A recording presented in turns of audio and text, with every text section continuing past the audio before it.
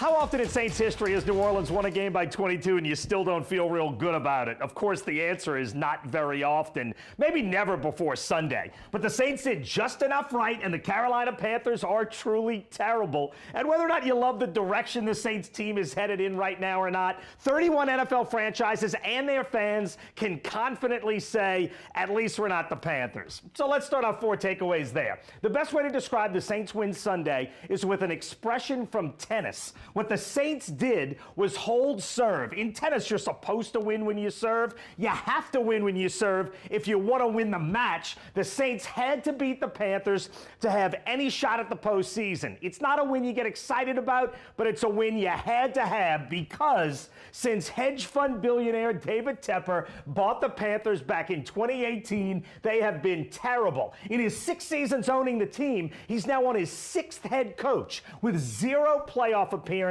and the 31st best overall record. Only the Jets have been worse since 2018. Tepper has quickly become one of the NFL's worst owners, and they are not getting any better anytime soon. To draft Bryce Young, who's been a huge disappointment so far, the Panthers gave up last year's 1st and 2nd round pick, a good wide receiver in DJ Moore, and their 1st round pick in the upcoming draft, which is likely the #1 pick overall, and a 2nd rounder in 25. It could go down as one of the worst trades in NFL history. The point is, it could be a lot worse. At number 3, the fight has dominated a lot of the post-game talk. Eric McCoy and Derek Carr got heated. A ton of cameras caught it.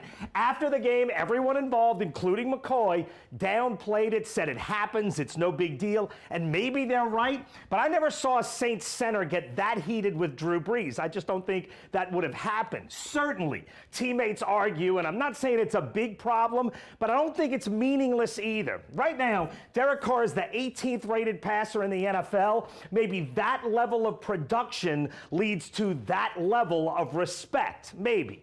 At number 2, there are pluses and minuses in this win. On the plus side, the Saints secondary played well. They handed Bryce Young his worst day of the season, and he's the NFL's 30th best passer right now. And the Saints were 3 for 4 scoring touchdowns in the red zone. That's 7 for 8 over the last 2 weeks. They're now tied for 22nd in the NFL. It's not great, but improving. But on the negative side, Carolina rushed for 204 yards. The Saints have fallen to 27th in the NFL in rush defense, and 2 of their final 4 opponents can really run the ball. Atlanta is 6th best in the league.